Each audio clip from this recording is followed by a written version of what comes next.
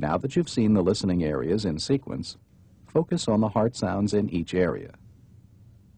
S2 is usually louder than S1 in the aortic area.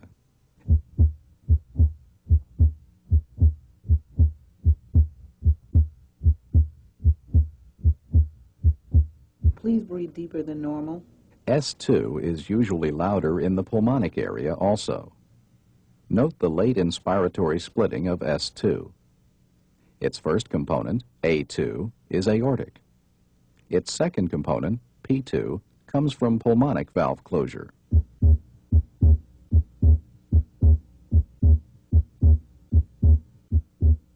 In the left third interspace, both A2 and P2 may be heard again.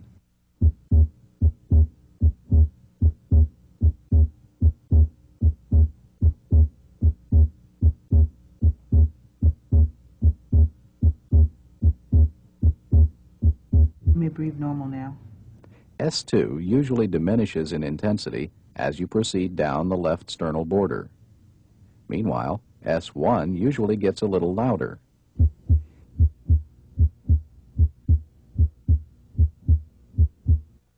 In the tricuspid area, S1 may sound split.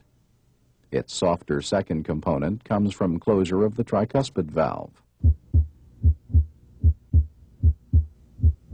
Here at the mitral area, S1 is usually louder than S2. It comes from closure of the mitral valve.